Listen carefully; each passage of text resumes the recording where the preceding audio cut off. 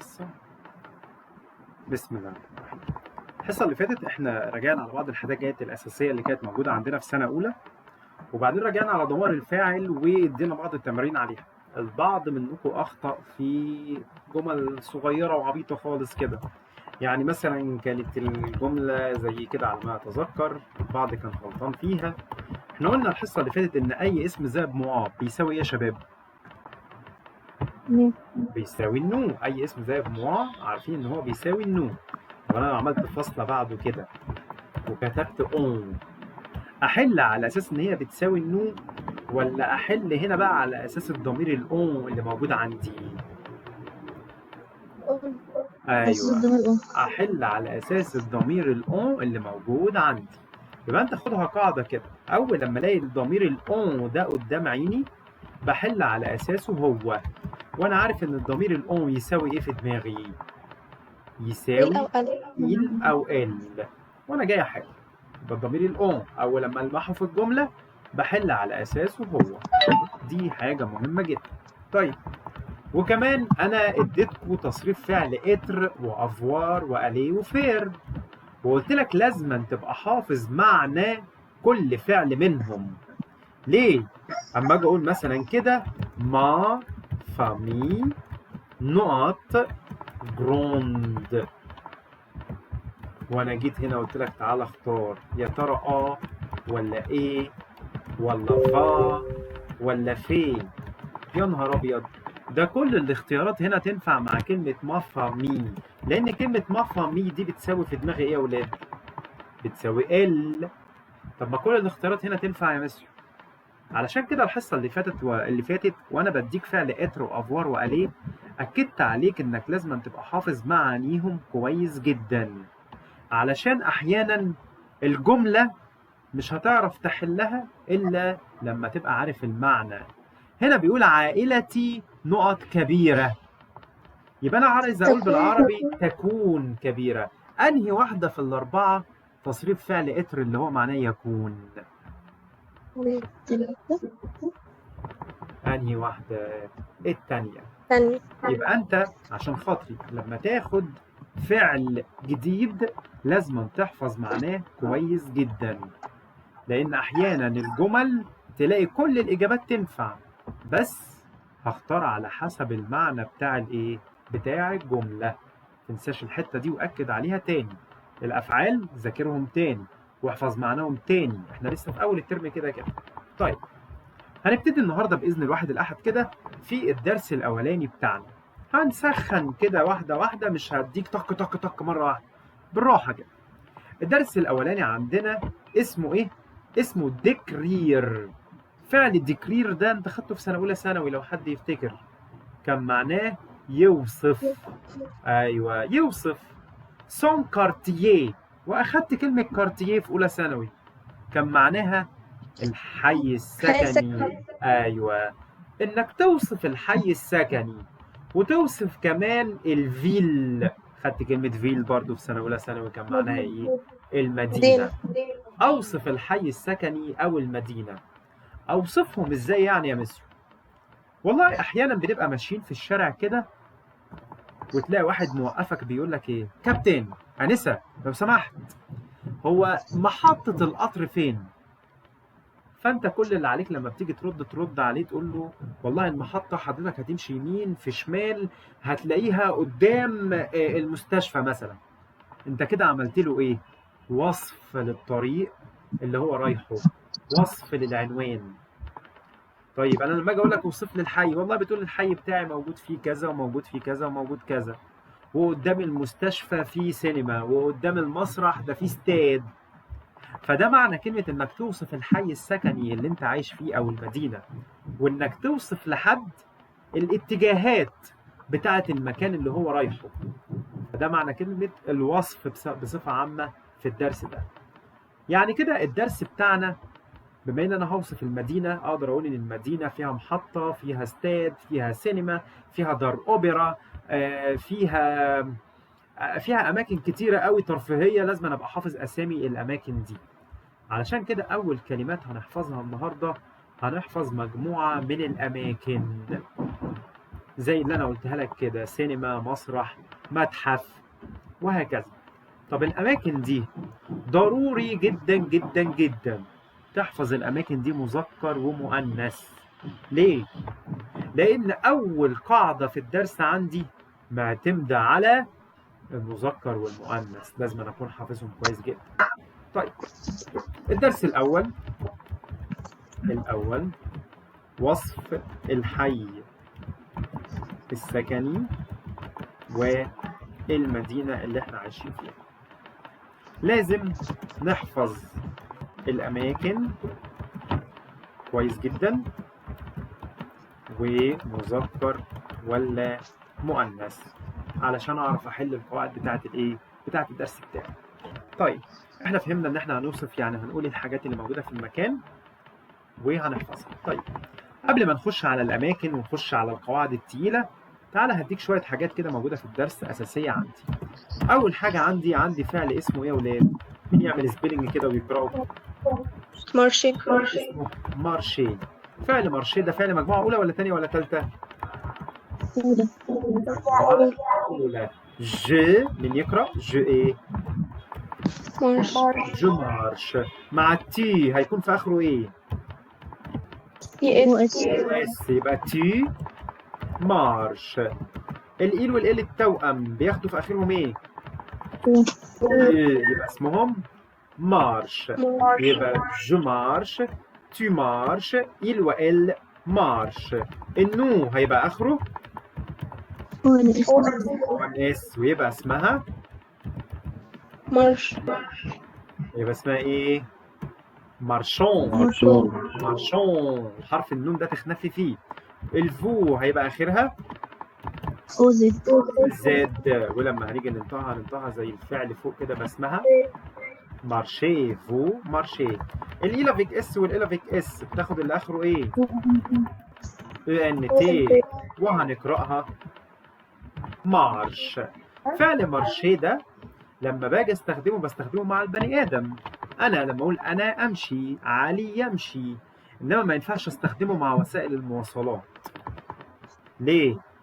إحنا هناك بنقول العربية تسير بسرعة، ما بنقولش ماشية. البني آدم هو اللي بيمشي على رجليه، إنما العربية وسيلة المواصلات، زي العربية زي القطر زي الموتوسيكل زي العجلة، أقول يسير. وفعل يسير ده هتاخده في الكلمات إن شاء الله اسمه رولي. ماله فعل يمشي ده؟ واحنا ماشيين مش بقول انا ماشي على الارض، انا ماشي على الرصيف. فبيقول ان فعل مارشي ده بيجي معاه حرف جر اسمه ايه يا اولاد؟ يلا نكسر النطق بتاعه، اسمه سير. بيجي معاه حرف الجر سير، زي لما اقول جو مارش سير لو تروتوار. Je marche sur le trottoir. يعني ايه الجملة دي؟ قال لي معناها أنا أمشي على الإيه؟ على الرصيف. يبقى أنا أول معلومة عندي عرفتها إن فعل مارشي بيجي مع البني آدمين ولا بيجي مع وسائل المواصلات؟ مع البني آدمين. وبيجي معاه حرف الجر مين؟ حرف الجر سير. سير، لأن احنا الدرس بتاعنا بيعتمد بصفة كبيرة على حروف الجر اللي بتيجي قبل الأماكن. ألاقيه جايب لي مكان سير دي نقط، يقول لي تختار سي ولا سو ولا دون ولا أبقى عارف إن فعل مارشي بيجي معاه حرف الجر مين؟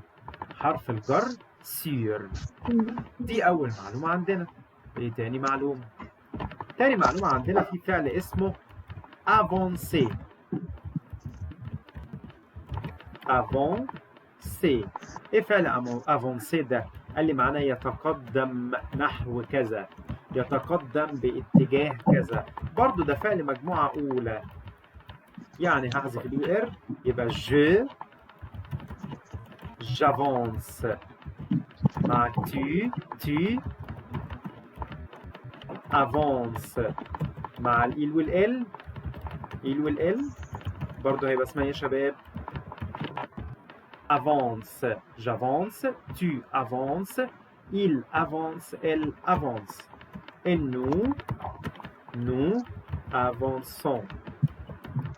Nous avançons. مع vous يبقى vous avancez. Vous avancez. ال avec S وال avec S بتتقري شبه ال وال بتاخد آخرها UNT بس هنقرأها avance. طيب أنت يا ميسيو بالعربي بتقول يتقدم نحو كذا، يتقدم باتجاه كذا.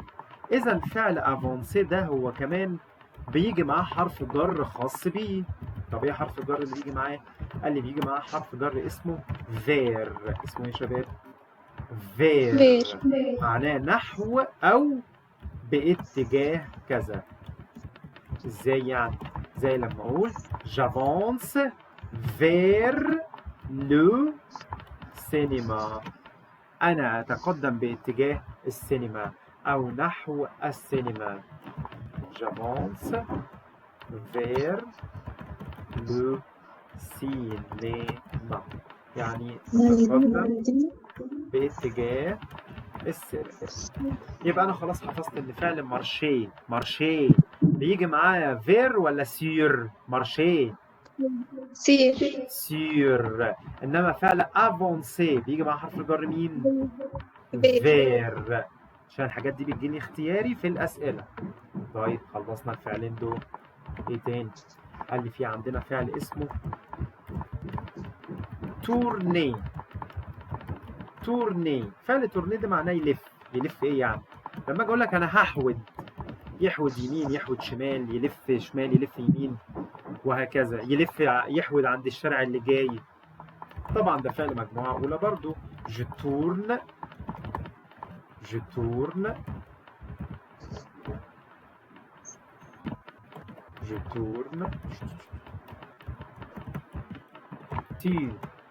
tournes tourne الإل والإل. tourne. nous tournons.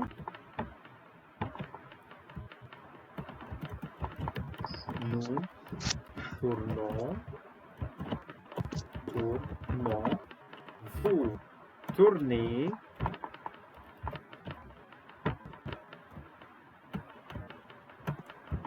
Vous tournez. Il و elle tourne. يبقى فيك اس ويبقى فيك اس هيبقى برضه اسمها تورن. ماله فعل تورني؟ قال لي فعل التورني هو كمان ليه حروف الجر بتاعته اللي بتيجي معاه. طب مين هما؟ قال لي بيجي مع فعل التورني ده بيجي معاه مين فاكر؟ الاو دي كانت بتاعت المذكر ولا المؤنث؟ مذكر. ايوه الاو بتيجي مع المذكر. بيجي معاه كمان الله ويبقى ديت للايه؟ المؤنث. وبيجي معاه الا ابوستروف للي اوله حرف متحرك. لا الا ابوستروف للي اوله متحرك. وبيجي معاه الاو اللي هي اخرها اكس. بتيجي مع مين؟ قال لي دي بتيجي للايه؟ للجمع. قال لي هنا بختار واحدة من الأربعة على حسب على حسب الكلمة اللي بعد النقط مذكر ولا مؤنث. ازاي؟ اهو لما اجي اقول لك جو تورن انا هحود نقط وليكن مثلا تروازيم. تروازيم دي معناها 3 هتعرفها قدام لسه شويه. تروازيم في يعني عند ثالث اشاره. قال لي هتختار هنا. قال ايه في الاختيارات؟ بيقول لي تختار يا ترى سير ولا تختار فير ولا تختار او ولا تختار الا. والله يا ميسو انا حافظ ان فعل تورني بيجي معاه واحده من الاربعه، يا اما او او الا او ال ابوستروف او او للجمع. بختارهم على حسب ايه؟ على حسب الكلمة اللي جاية فين بعد النقط، اللي هي كلمة إشارة ده اهي. طب أنا نسيت كلمة إشارة دي مذكر ولا مؤنث؟ هتحفظ في الكلمات إن هي كلمة مذكرة، يبقى هتختار أنهي واحدة كده في الاختيارات؟ اللي هي التالتة اللي هي كلمة إيه؟ كلمة أو. مثال تاني يجي يقول لي علي تورن، الواد علي هيحود نقط. مثلا ديزيوم ري، عند تاني شارع. اللي يقول لي تختار الآ ولا تختار أو ولا سير ولا تختار ألا. أنا حافظ إن فعل تورني بيجي معاه واحدة من الأربعة، أو ألا الأبوستروف أو للجمع. طب يا ميسيو هختار على حسب إيه؟ الكلمة اللي جاية فين؟ اللي جاية بعد النقط اللي هي كلمة مين؟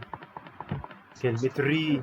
طب كلمة شارع مالها؟ هحفظها في الكلمات إن هي مؤنثة، يبقى هنختار ألا بتاعت المؤنث.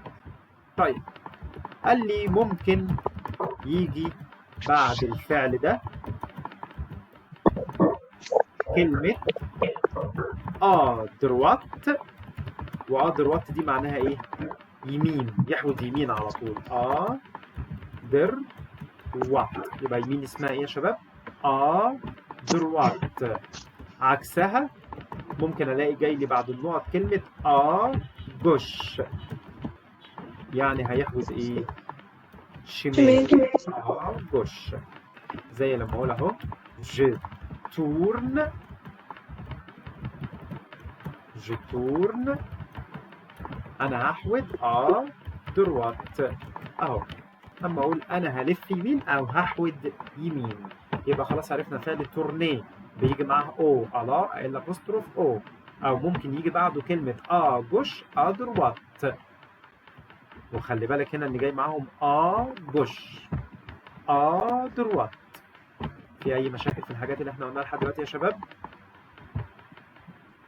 ها حد عنده سؤال؟ اوكي. لا.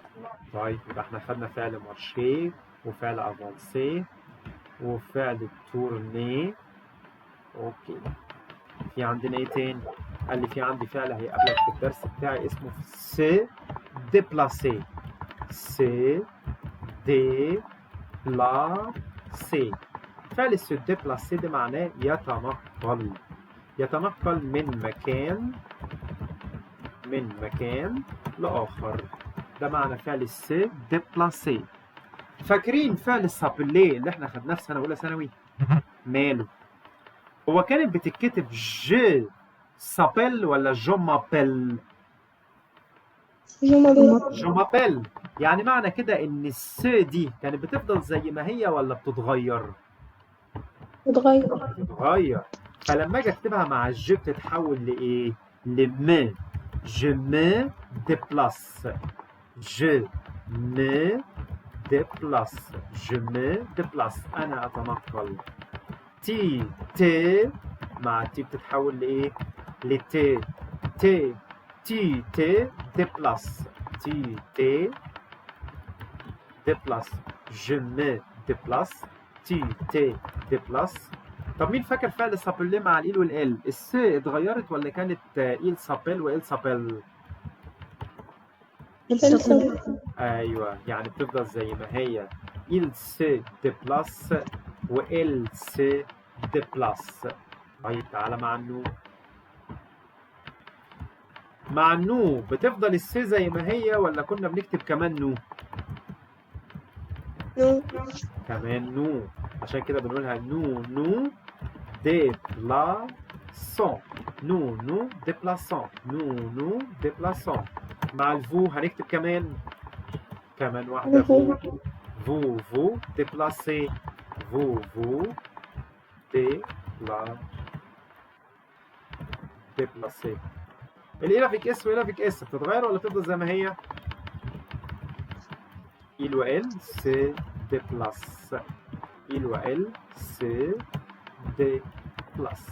يبقى فعل se déplacer ده معناه يتنقل من مكان لآخر، وانت هتاخده في الدرس ده لما اجي اقول لك ايه؟ انا اتنقل في الحي بالدراجة، انا اتنقل في المدينة بالتاكسي بالعربية. je me déplace tu te déplaces, il ou elle se déplace, nous nous déplaçons, vous vous déplacez, il ou elle se déplace. طبعا هنا انا بجمع لك الافعال الاساسيه هم اللي احنا لسه قايلينهم دلوقتي. طبعا في فيرب بروندر هنا اهو، بس فعل بروندر ده انا هشرحه لك بعدين مش دلوقتي. تعالى معايا كده على الدرس ده او على الجزئيه اللي احنا قلناها دي. في تمرين عندنا الجمله رقم 1 فو، نختار لها انهي واحده؟ الأولى. الفو بناخد اللي اخره اي زد، يبقى هنا هنختار الاولى. رقم 2 الضمير الاون انا عارف ان بيساوي إل، يبقى هنختار الاولى. حلو. رقم 3 نو، النو بتاخد اللي اخره هو الناس. هو الناس، يبقى الاخيره دي. رقم دي. حلو. الجمله رقم 4 ج، هنختار لها سي. رقم سي. علي ايه موا، اي اسم زائد موا بيساوي النو، يبقى هنختار بي. الثانية. ما سير معناها اختي، كلمة مفردة، والحصة اللي فاتت قلنا الكلمة المفرد تساوي ايه في دماغي؟ إل أو ال، يبقى هنختار أول واحدة. تمام. جملة رقم 7 دانييل اي توا، أي اسم زائد موا يساوي النو، أي اسم زائد توا يساوي يساوي الفو، يبقى هنختار الثانية. ثانية. حلو. رقم 8 الضمير الأم بيساوي إيل، يبقى هنختار ثالث واحدة. حلو. مي بارون كلمة جمع، الكلمة الجمع بتساوي في دماغي يا شباب؟ أنا بكس أول بكس. أيوه إيل افيك إس وإيل افيك إس، يبقى هنختار رقم سي الثالثة. تمام. الثالثة. تمام. الجملة رقم 10 و11 سيبها لي دلوقتي.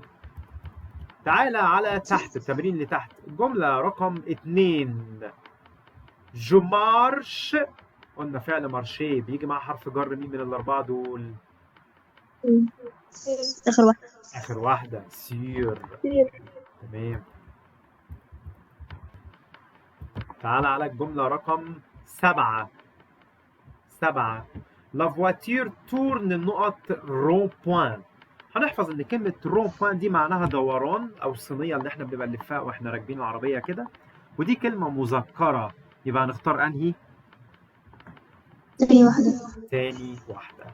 يبقى احنا الدرس بتاعنا معتمد على ان انا ان شاء الله هحفظ الاماكن اللي في الدرس مذكر ومؤنث كويس جدا.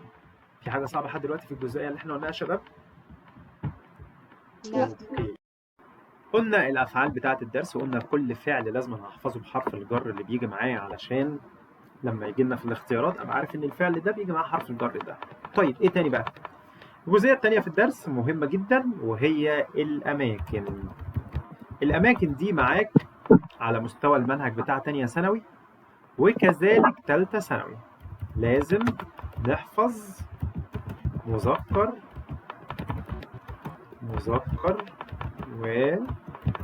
ومؤنث. الكلمات دي والأماكن دي موجودة معاك لحد تالتة ثانوي بإذنك يا رب، فلازم تحفظها من دلوقتي وتسهل على نفسك. تعال نعمل بقى جدول سهل كده ولذيذ عشان نكتب فيه الكلمات دي. 1 2 3 4 5 6 7 8 عذرا.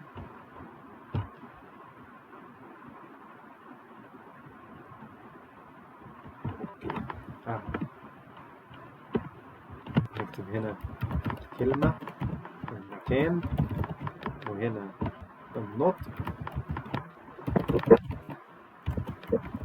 بتاعه، وهنا المعنى. نفس الفكرة، المكان، النطق بتاع المكان، وهنا كده المعنى. معنى كده دي 1 2 3 4 5 6 7 ماشي 8 9 10 11. اوكي.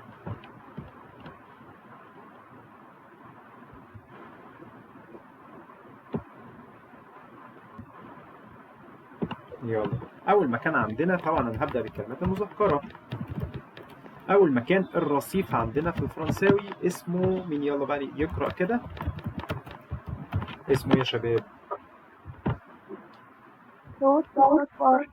تروتوار. لو تروتوار. أنا هكتب لك الكلمة والنطق وأنت حاول كده إيه تعمل السبيلنج بتاعها وكده.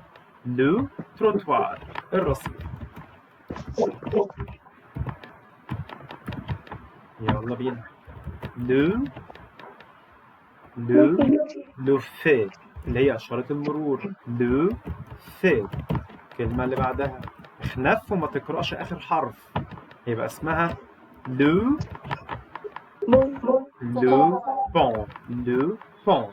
جميل. لو رون بوين. رون بوين اللي هي الثنية أو الدوران أو الدوران. رون بوين. لو. عارفين واحنا بنعدي الطريق كده المفروض المشاة اللي هو احنا يعني بيبقى في خطوط بيضة كده مرسومة لنا على الأرض المفروض إن احنا نعدي عليها، اسمها لو إيه؟ باساج. لو باساج. تعال نوريك صورة الباساج ده عشان تبقى فاهم أنا أقصد إيه. بص معايا كده. الصورة اللي قدامك دي شايف رقم 10 في الصورة؟ الراجل اللي ماشي على الأرض ده مش فيه خطوط بيضة تحت رجليه؟ المفروض عند كل إشارة مرور في خطوط بيضة زي دي بتبقى مرسومة. المفروض احنا كبني آدمين يعني بنقف عند الإشارة عشان نعدي، فبنعدي من على الخطوط البيضة دي اللي هي مخصصة للمشاة. فأنت لما بتيجي تعدي الطريق المفروض بنمشي من على الخطوط دي، فدي بتسمى إيه؟ اسمها باساج. اسمها باساج معناها ممر، ممر للمشاة. باساج ده معناه. طيب كلمة رو بوين اللي هي الصينية، هي فين الصينية دي؟ شايفين رقم 8؟ بص على رقم 8 في الصورة كده، دور عليه. الدايرة اللي في نص الطريق دي اللي جنب الأتوبيس، هي دي الدايرة دي كلها اللي حوالين الشجر اللي في النص ده بيسموها دوران أو صينية، هو ده المقصود بيها. لو رون بوين اللي هو الدوار. ايوه اللي هو الدوران. يقول لك انا هاخد الصينيه والف وارجع تاني، او هاخد الدوران والف وارجع تاني، ده المقصود بيها. طيب عندنا في الكلمات المذكره الكلمه دي شفتها في اولى ثانوي، كان معناها متحف. كان اسمها ايه؟ ميزي. ميزي. طيب الكلمه دي اخر حرف هننطقه زي الكي، يبقى اسمها لو بارك. جميل. وشوفنا الكلمة دي في أولى ثانوي. لو إيه؟ لو ستاد. وشوفنا الكلمة دي في أولى ثانوي. لو كلوب. كلوب أهو. كلوب ضمها لقدام سنة كده خفيفة كده. لو كلوب. طيب بنركن العربية في إيه؟ لو جراج. ايوه بنركنها في الايه؟ لو جراج. لو جراج. لو جراج. طيب بنروح نتفرج على افلام فين؟ سينما. ايوه سينما. قسمها كده لما تيجي تقراها. لو سينما. سينما عشان لما نيجي نقراها صح. لو سينما. هنطلع نكتب فوق كده هناك. بنتفرج على المسرحية فين؟ في المسرح. في المسرح. شفت كلمة تياترو مصر؟ هي بقى كلمة مصر مسرح اسمها ايه؟ تياتر. لو تياتر. لو تياتر. وانت بتروح مدرسة ثانوي خدت الكلمة دي في الترم الأولاني في أولى ثانوي، اسمها ايه؟ ليسي. تمام. ليسي. والحي اللي انت ساكن فيه كان اسمه ايه؟ كارتيه. كارتيه. اسمه ايه؟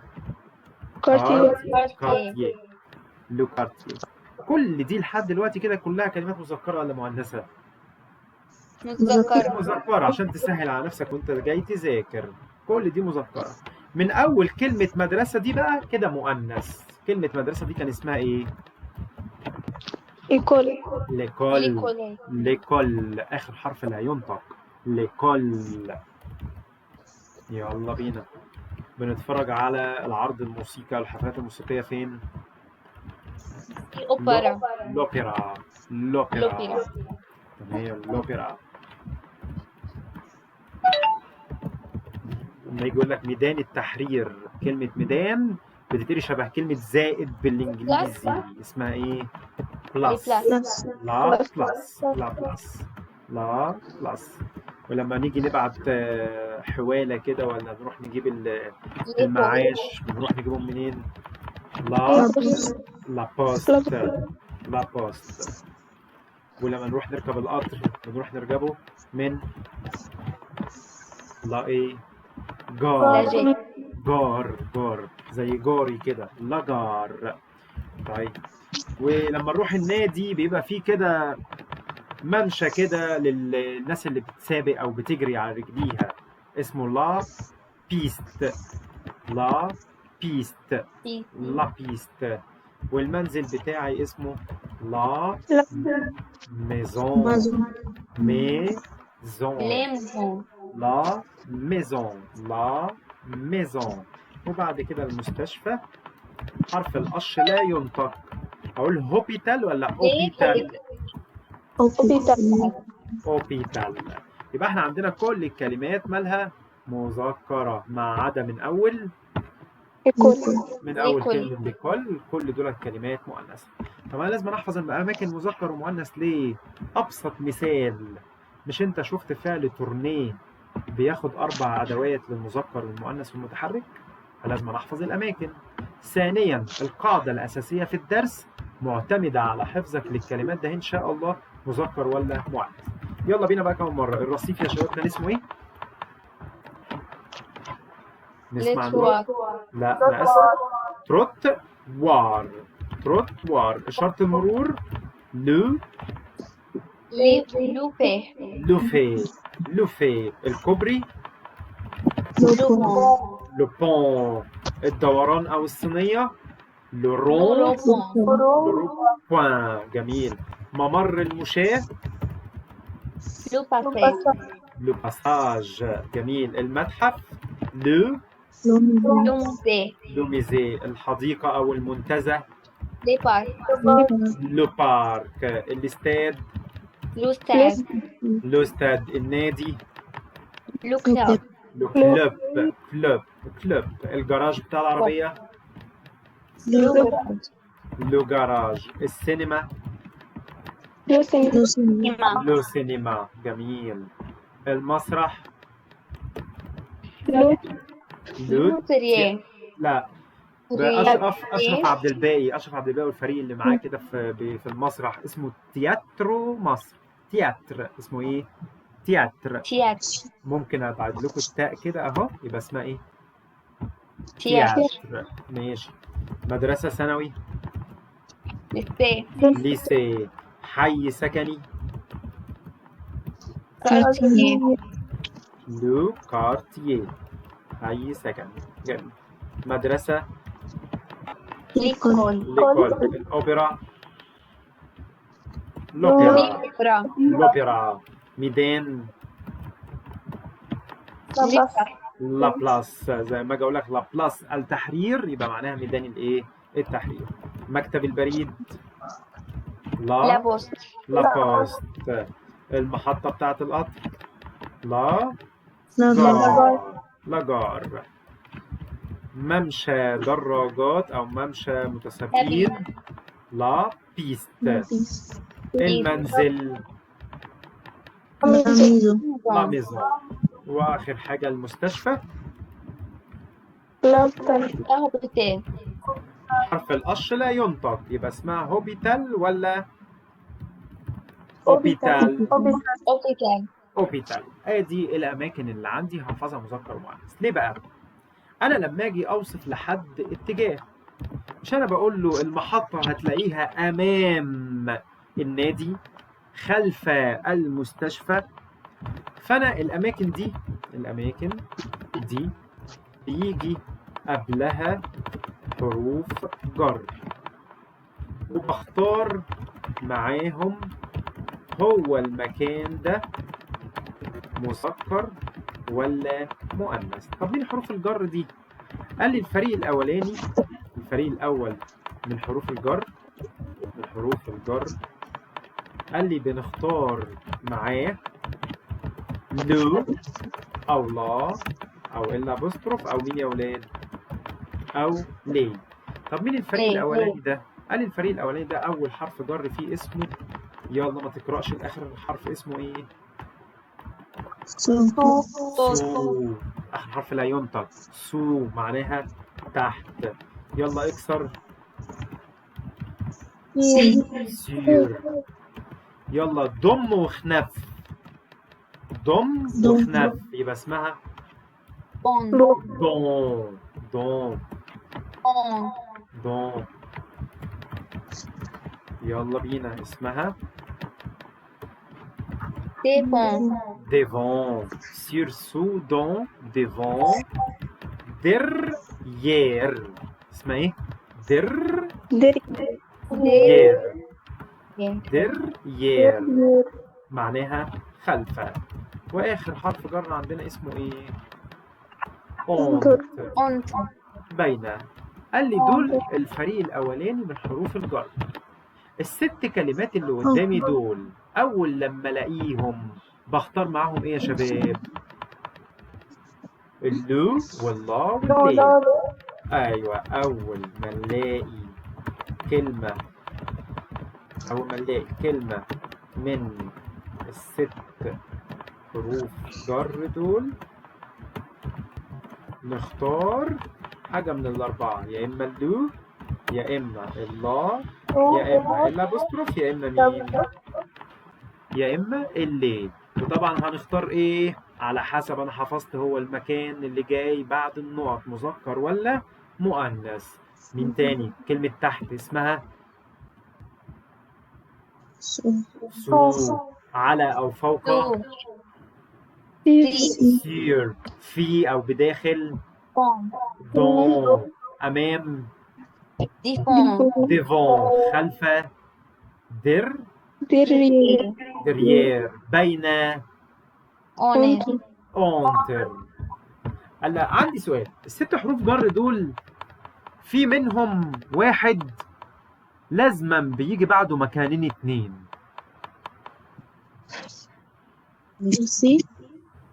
لا ايوه اونتر.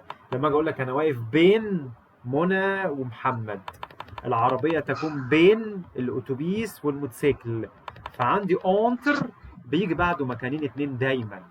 طب بيجي لي ازاي؟ اهو يجي يقول لي لو ستاد، الاستاد يكون ديفون يعني امام نقط كلوب النادي. والاقيه في الاختيار بيقول لي تختار، يا ترى هنا تختار له سير، تختار له او، تختار له دي، تختار له لو. انا يا ميسيو بص كده، انا في عندي النقط حرف الجر مين يا اولاد؟ اهو ديفون. اول لما الاقي واحد من السته دول اختار ايه؟ اختار يا لو يا لا يا ليه. وعندي كلمه كلوب مذكره، يبقى هنختار انهي واحده؟ آخر واحدة يبقى هنا هنختار اخر واحده اللي هي اللو. اللو. طيب تعالى نشوف مثال تاني. لما اجي اقول لك علي ايه دون نقط مثلا ميزون، يقول لي تختار يا ترى ألا ولا تختار لا ولا تختار لو ولا تختار دولا.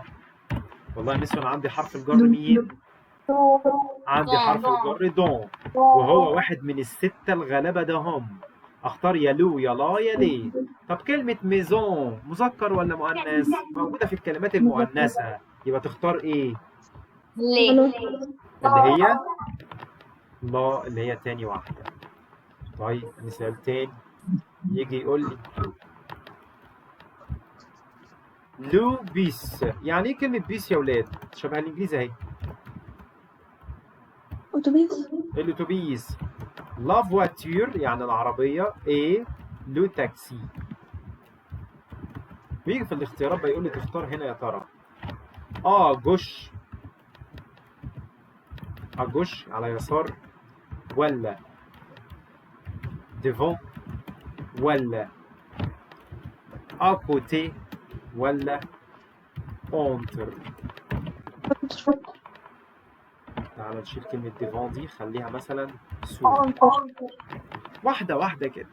يا مسيو أنا لقيت بعد النقط كم مكان؟ في عندي بعد النقط اتنين. مكانين اتنين، وجاي قبل المكانين جاي قبلهم مين؟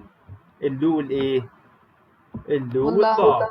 يبقى أنا عايز أختار واحدة من الستة اللي بيجي معاها اللو والإيه؟ اللو والله. الستة دول. طيب أنا عندي كم واحدة منهم في الاختيارات يا شباب لو بصينا كده؟ عندي التانية والإيه؟ والأخيرة. التانية دي الأخيرة. معناها تحت. هل ينفع أقول الأتوبيس تحت العربية والتاكسي؟ لا. طب ينفع أقول أونتر اللي هي معناها بين الأتوبيس بين العربية والتاكسي؟ ينفع. يبقى هنا هنختار كلمة إيه؟ كلمة أونتر. يبقى أدي الأماكن، وأدي أول فريق من فريق حروف الجر اللي بيجي معاها اللو والله والإيه؟ واللي. هل في حاجة صعبة فيهم؟ ها؟ تمام. عايز تسأل أي حتة فيها؟ أوكي.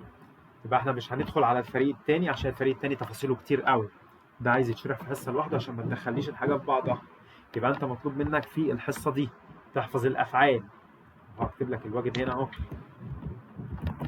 مش هنزود قوي عشان احنا لسه يا دوب تاني حصة. ايه الواجب؟ حفظ الأفعال وحروف الجر بتاعتها. حفظ الأماكن. وطبعا تحفظ بالسبيلنج. حفظ الأماكن بالحروف ومذكر ومؤنث. وحفظ الستة كلمات بتوع الفريق الإيه؟ الفريق الأول. عشان الحصة اللي جاية هناخد فريق تاني من حروف جر، بس مش بيجي معاه اللو والله واللي. أمال إيه؟ بيجي معاه الدي والدولار والدي الأبوستروف والدي، وليه تفاصيل كتيرة قوي كده، بس احنا هنخليهم لسه الحصة اللي جاية إن شاء الله. في حاجة صعبة يا ولاد؟ الواجب سهل ولا نزود شوية في حفظ؟ لا كويس. بس هو الواجب انا عشان النت فصل عندي. الواجب اهو. انا كاتب لك الواجب في اخر البي دي اف اهو. تحفظ الافعال وحروف الجر بتاعتها. تمام. تحفظ الاماكن والست كلمات بتوع الفريق الاولاني. كفايه دولت، مش هنتك تمام. حفظ الكلمات قوي. كفايه دولت كده الحصه ديت ان شاء الله. ماشي يا شباب؟ ده برضه واجب معلش مستر؟ انا من الكلمات الأول. نعم. هو الصفحة دي واجب؟ لا الصفحه دي لا، لسه على ما ناخد بتاعه الحصه اللي جايه كمان هيبقى في واجب على الصفحه دي كلها. طيب كان في عندنا بقى الواجب سريعا كده نحله مع بعض. كلمات الفريق الأول. نعم. كلمات الفريق الأول اللي هي ايه؟ اهو بص كده. الفريق الأول من حروف الجر اللي بنختار معاه اللو والله واللي أهم. الستة دول سير سو دون ديفون ديريير أونتر. الستة دول بيجي معاهم اللو والله واللي. دول 6 كلمات حروف جر. ده الفريق الأولاني. عشان لما نيجي ناخد الحصة اللي جاية الفريق التاني ما نلخبطش ما بين الاتنين. تمام؟ أوكي. تعال نبص على الواجب. الجملة الأولى الج بنختار اللي آخره إيه؟ هنختار انهي؟ الثانية. تمام. الجملة اللي بعدها التي هنختار هو اس. اس. علي، أنا عارف إن علي كلمة مفرد تساوي إيل، يبقى هنختار أول واحدة كلمة آخرها ج. ندى كلمة مفرد تساوي ال، يبقى هنختار آخر واحدة. الضمير النو أنا عارف إن هو بيساوي الأو إن إس، يبقى هنختار التالتة. جينا بقى على الفو. ببص يا مسيو مع الفو ده أنا عندي 3 إجابات ينفعوا. الإجابة الثانية والثالثة والرابعة كلهم ينفعوا مع الفو. طب أعمل إيه؟ ترجم الجملة. أنتم مضارب. يبقى أنا عايز أقول لي هنا أنتم إيه؟ معاكم، لديكم، تملكوا. يبقى هنختار هنا الثالثة اللي هي تصريف فعل أفوار اللي معناه يملك. هنشوف اللي بعدها. les élèves يعني التلاميذ كلمة جمع تساوي إل افيك هتبقى اس، طن. يا الأولى يا التانية. التلاميذ في المدرسة، أقول يملكوا ولا يكونوا؟ ما أنا عايز أقول هنا يكونوا. جملة 8 ال افيك اس بنختار اللي آخرها انت. انت. علي ايه موا، ولقيت الضمير الأون. أنا عارف إن الضمير الأون بيساوي إل، يبقى هنختار التالتة. منى ايه توا، أي اسم زائد توا بيساوي الفو، يبقى هنا هنختار الأخيرة. أداة الاستفهام كي كتبتها لك الحصة اللي فاتت، كلمة مفرد تساوي تبقى إل. الأولى. في بنوتة بتسأل في الجملة رقم 10. جملة رقم 10 يا ميسيو، هو ليه مش آخرها يو زد؟ فعل فير مع الفو، لما نيجي نراجعه كده هتلاقي آخره يو اس. حتى إن شاء الله لما نيجي ناخد قاعدة قدام كده اسمها الأمر، هقول لك إيه؟ كل الأفعال مع الفو آخرها إي زد، ما عدا فعل فير آخره إي اس، عشان ما ننساش. ما فامي عائلتي، كلمة مفرد تساوي ال. عائلتي كبيرة، عايز أقول تكون كبيرة، يبقى هنختار تكون اللي هي الثانية. لامي دي منى، هو مين فاعل الجملة؟ لامي كلمة مفرد تساوي إيل، يبقى هنختار له الأولى. لي كوبان، هي دي فاعل الجملة، كلمة جمع بتساوي إيل افيك اس، يبقى هنختار الأخيرة. لي جوور، اللاعبين، كلمة جمع تساوي إيل افيك اس، يبقى هنختار الأولى. ده بالنسبة للواجب اللي كان علينا. يا ريت نراجع تاني الحفظ بتاع الأفعال كويس جدا مع الواجب بتاع النهاردة بإذن الله. طبعا الحصة اللي جاية في بدايتها هتلاقيني بنادي عليك يا محمد تعالى قول لي كلمة متحف يعني إيه؟ هتقول لي اسمها ميزيه. طب السبيلنج بتاعها إيه؟ كذا كذا كذا. طب هو مكان مذكر ولا مؤنث؟ كل واحد هيتنادى عليه هسأله في كلمتين الحصة اللي جاية بإذن الله. طب يا محمد مثلا حرف الجر تحت كان معناه ايه؟ هتقول لي معناه سو. طب ايه الحروف بتاعته؟ تقول لي حروفه كذا. هنسمع بالطريقه دي الحصه اللي جايه في اول 10 او 5 دقائق كده ان شاء الله. اوكي يا شباب؟ اوكي، اشوفكم ان شاء الله الحصه اللي جايه باذن الله على خير. يلا اورفوار.